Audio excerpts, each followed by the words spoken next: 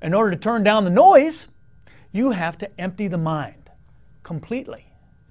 Calm and tame that wild stallion that is that over hyperactive mind of yours.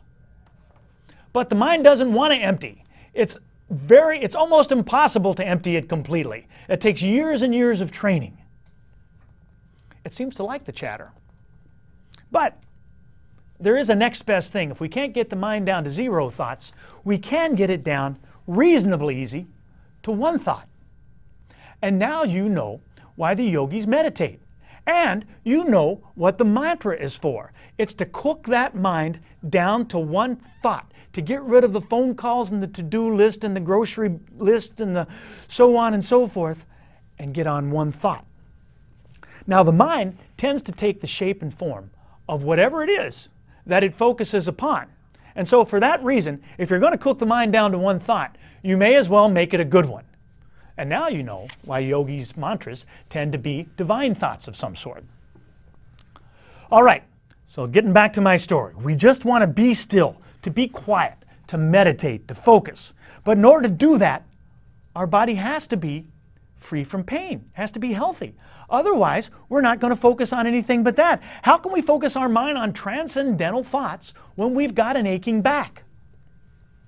And now you know why yogis, who preach the meaninglessness of the physical body, spend so much time working on it, spend so much time doing yoga. That's not why the people in your neighborhood are doing yoga, by the way, but that's what it was designed for. And now you know not only the meaning of life, but you know how to get there. And that will pervade most of the next episodes of Energy Contact. Remember now, when I'm talking to you about those old yogis, that the term yogi does not refer to somebody that's going to those trendy yoga classes. Yogis are the old mystics. That's the term that describes the old mystic. The exercises are just a small component of what they do. In fact, those yoga exercises are all about making space, making unification. Whereas most exercise that most of us do in the modern world are all about compressing and pushing things together, which is the opposite of where we want to go. Yoga is the opposite of separation and compression.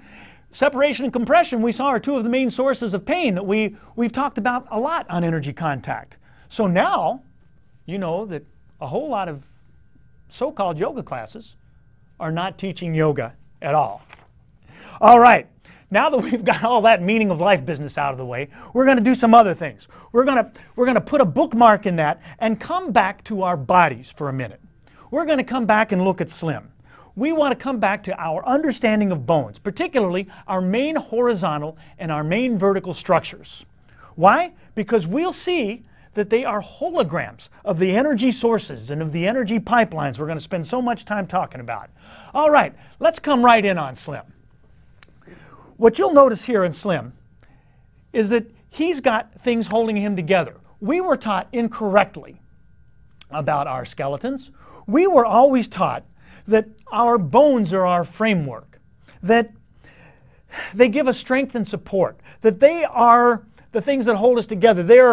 They're a frame onto which everything else is sort of hung and strung, like the ornaments are hung and strung on a Christmas tree, or like the frames of high-rise building. That's what our skeletons, that's how they were presented to us. Let's get close on Slim, and I want to show you something.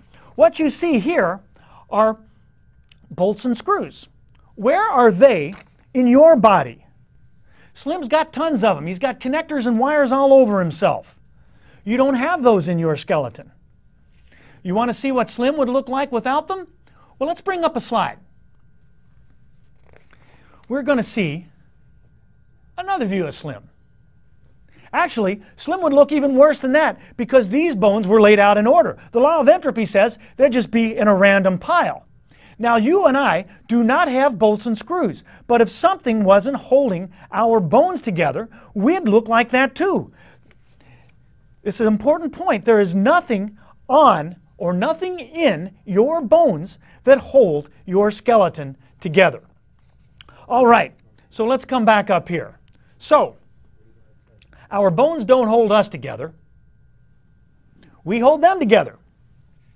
The bones don't support the body supports the bones.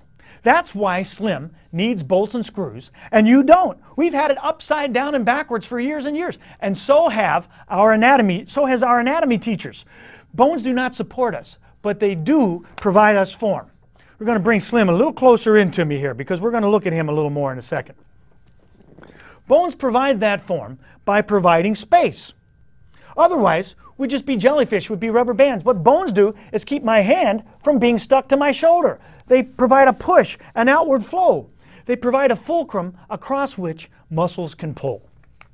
All right, so we want to see Slim to see our main vertical and our main horizontal structures. Slim here is about 5'7", but he's only a foot around, so he's basically a vertical structure. So are you and I. But we do have horizontal structures. It's important to know that. In fact, the horizontal structures become more important then, because they're supporting more vertical weight. Our basic vertical structures are our legs, and then our spine. And our spine includes our neck. It's important to remember that the neck is a part of the spine. Our basic horizontal structures are our feet, and then our pelvis. That's the big deal there, and the shoulders up above. But the really big deal, the main structures of the main structures, are our pelvis and our spine. We started off the show today talking about how energy falls up, how it moves up from our hips. If it does, then our pelvis must be the model of a source of something. It's got to be the core of something. And our spine, therefore, has to be a pipeline of something. It has to be something through which something, I'm using the word something a lot, we'll define what that something is as we go along. It's through a pipeline through which something can flow through.